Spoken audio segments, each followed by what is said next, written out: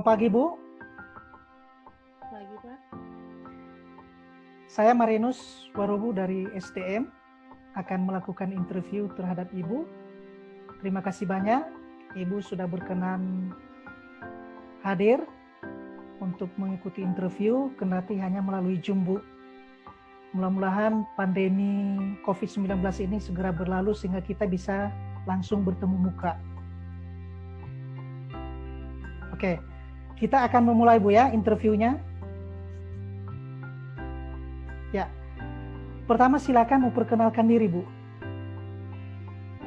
Oke. Baik Pak, perkenalkan nama saya Tanti Alpasbebe. Alamat saya di Sibangkar, Kalimantan Utara.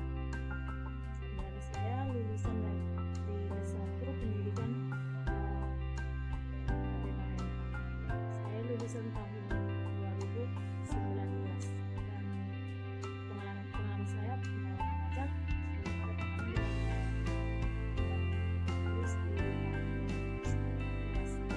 Oke Bu. Dari mana Ibu mengetahui tentang sekolah kami Bu?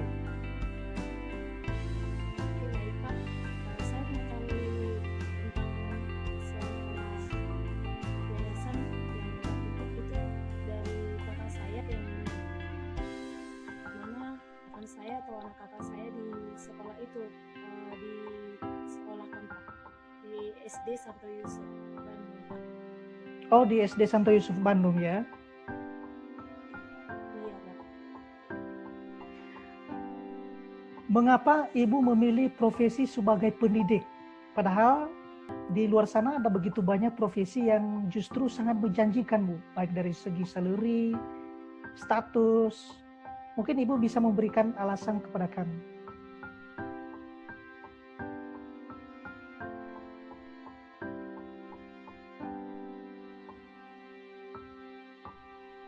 Dari guru saya di bangku SMA, saya terinspirasi oleh guru saya sehingga saya ingin menjadi seorang guru Pak. Jadi Ibu terinspirasi oleh figur guru Ibu dulu ketika masih SMA. Iya Pak. Ibu bisa menceritakan tentang figur guru tersebut? Iya baik Pak. Di mana guru saya itu adalah guru PPKN juga Pak, yang jadi di jurusan saya juga, di mana ibu itu selalu cara mengajarnya berbeda dengan guru-guru yang lain, di mana guru itu lebih kreatif dan memiliki kemampuan mengajar yang lebih dari guru-guru yang lain. Dan selain itu, guru tersebut sebelum mengajar di kelas selalu memberikan motivasi supaya bagaimana siswa lebih meningkatkan cara belajarnya, bagaimana siswa lebih tertarik untuk pelajaran tersebut. Karena yang kita tahu ya kan Pak, pelajaran PPKN itu sangat memusatkan kata siswa. Jadi oleh karena itu guru ini atau guru saya tersebut mengajarkan bagaimana kita mencintai mata pelajaran tersebut. Seperti itu Pak.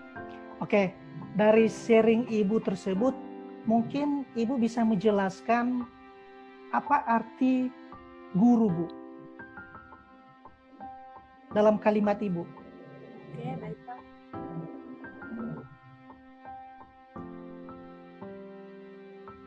Oke, baik Pak, saya akan lanjut.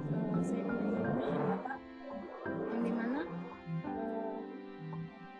yang dimaksud dengan guru itu menurut saya itu adalah seorang pengajar atau pendidik yang dimana guru itu mampu mengimplementasikan ilmu pembelajaran itu sendiri dan mampu mengutarakan nilai-nilai daripada materi itu atau pelajaran yang diajarkannya itu Pak, dan memiliki sikap seorang guru yang dimana profesionalnya lebih dari profesi-profesi lain.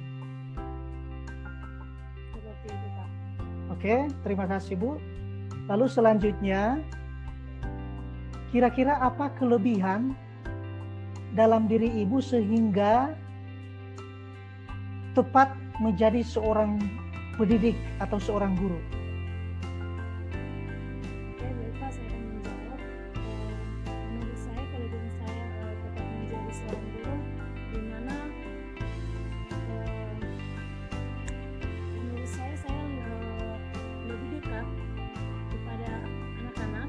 Ya. dan senang bermain dengan anak-anak, dan saya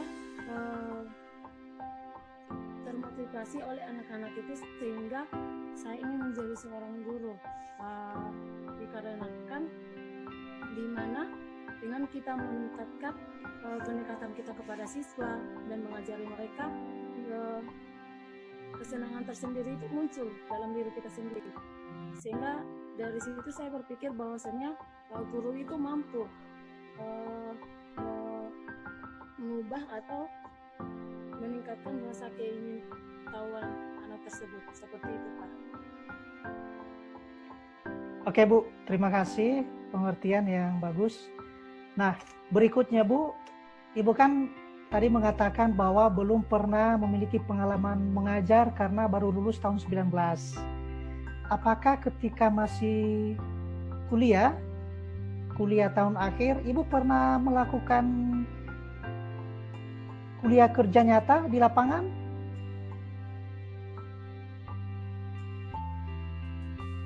Oh iya Pak, waktu saya kuliah saya pernah mengajar di SD Pak, karena biasanya kami libur semester itu ada waktunya dalam 1 bulan Pak, jadi saya memakai waktu saya yang 1 bulan ini untuk mengajar di sekolah dasar di kampung saya Pak. Ya. Dan yang selanjutnya saya melakukan PPL Pak dari kampus di SMA Negeri 2 Pematang Siantar untuk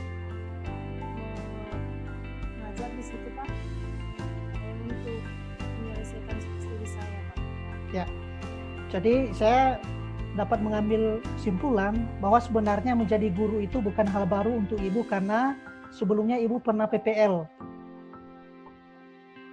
Iya Pak. Ya, pertama pernah mengajar di SD dan juga mengajar di SMA Bu ya. Iya Pak. Oke. Berikutnya Bu, Ibu bisa memberikan penjelasan kepada kami kira-kira apa bedanya mengajar dan mendidik? Baik Pak, menurut saya Pak, pengajar itu adalah orang yang mengajar atau memberi pelajaran, atau orang mengajar ini dapat berupa, seorang pengajar ini dapat berupa memberikan melalui materi, pengetahuan, dan keterampilan. Ya. Yang dimana misalnya dia seperti itu Pak, yang dimana dia mengajar di ruang kelas langsung kepada siswanya, sedangkan pendidik itu adalah dia yang memberi pelatihan, orang yang memberi pelatihan atau aturan, tuntutan atau pimpinan pimpinan langsung kepada orang tersebut Pak. Oke Bu, terima kasih. Berikutnya, kira-kira apa yang Ibu ketahui tentang metode pembelajaran Bu? Ibu kan pernah mengajar di SD lalu di SMA. Dari pengalaman-pengalaman tersebut atau juga di bangku kuliah, kira-kira apa yang Ibu ketahui tentang metode pembelajaran? Oke, baik Pak, saya akan menjawab.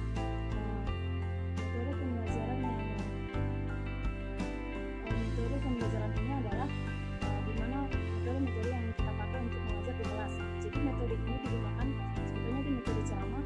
Jadi metode ceramah ini digunakan untuk mengajar di kelas, di mana gurunya itu langsung menjelaskan kepada siswa tersebut Pak. Dan metode pembelajaran ini yang paling baik dilakukan di kelas itu yaitu metode diskusi, karena di mana metode diskusi ini mampu antara siswa dan guru bekerja sama untuk menyelesaikan materi tersebut atau topik yang diajarkan atau dibahas dalam satu ruangan itu Pak. Jadi kita harus mampu melihat metode apa yang kita gunakan untuk mengajar atau menyampaikan materi tersebut Pak. Seperti itu Pak. Ya, jadi ada 2 metode yang sudah dipraktekkan oleh Ibu, metode ceramah dan juga dengan metode diskusi atau belajar dalam kelompok. Nah, kira-kira dalam 2 metode tersebut, mana yang lebih Ibu sukai? Baik Pak, saya jawab. Metode yang saya senangi atau saya sukai dalam mengajar yaitu metode diskusi Pak. Karena di mana diskusi tadi mampu antara siswa dan guru saling bekerja sama untuk memecahkan satu masalah dalam satu topik tersebut Pak. Jadi sehingga melalui topik metode diskusi itu sendiri bisa menyelesaikan satu topik dalam menyelesaikan masalah dan bagaimana caranya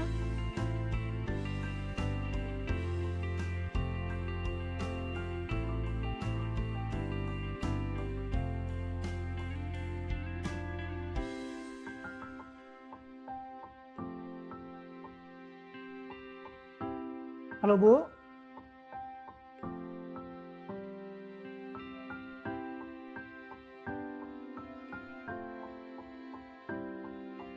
Halo Bu, bisa mendengarkan saya? Ya, mungkin dalam perkuliahan atau ketika Ibu praktek di lapangan, Ibu pernah mendengar yang namanya kurikulum K13 Bu ya?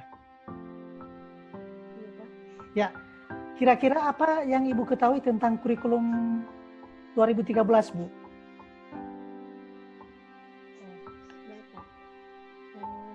Kurikulum K13 ini adalah di mana kurikulum pembelajaran yang digunakan di sekolah dalam pembelajaran belajar pembelajaran. Jadi kurikulum pembelajaran ini menurut saya lebih mudah diterapkan dalam bidang pendidikan yang dimana memiliki aspek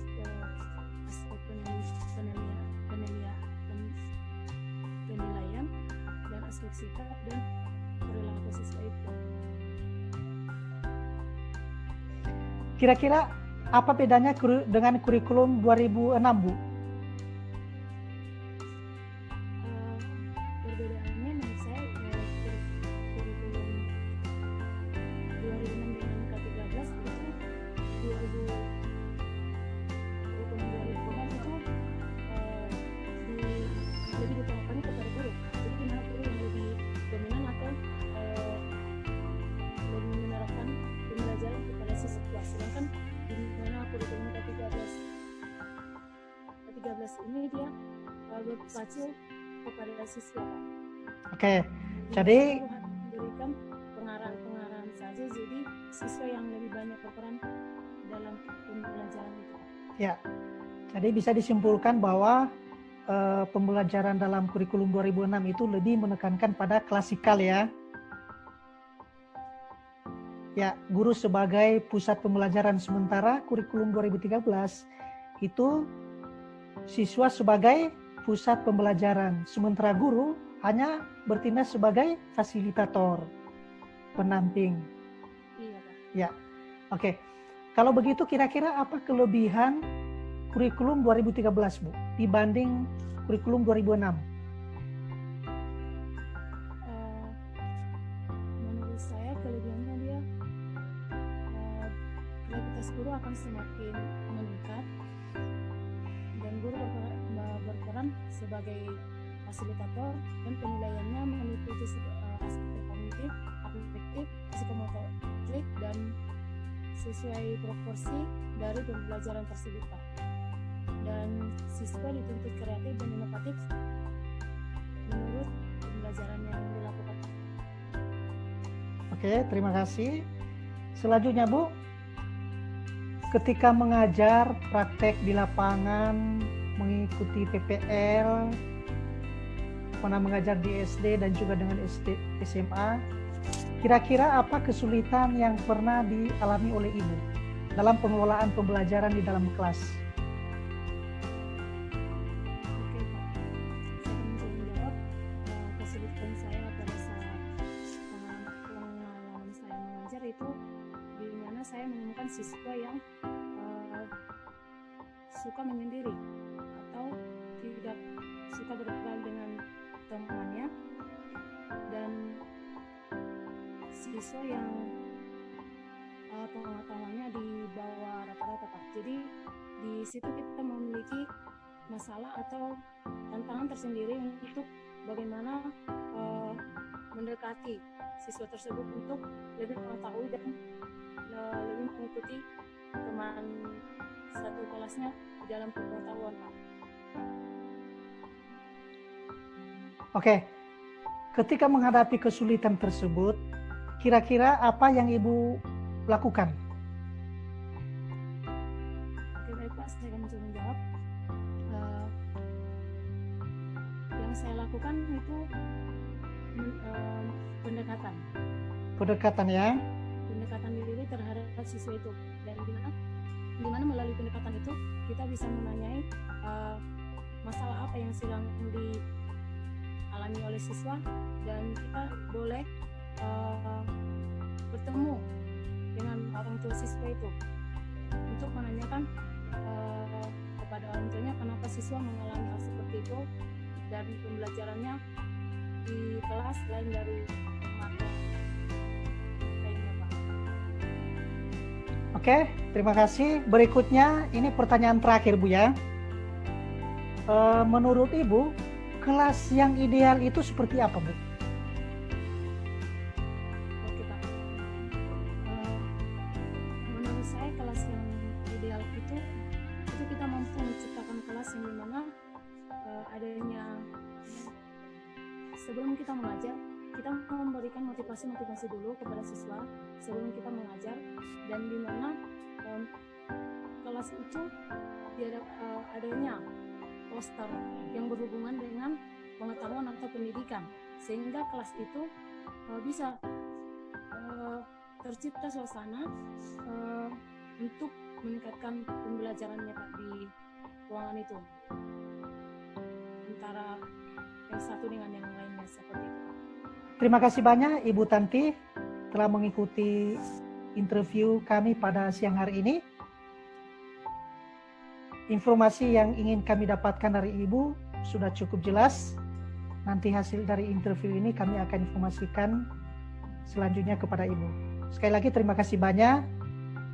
Selamat siang. Salam. Terima kasih kembali Pak. Ya Bu, sama-sama Bu.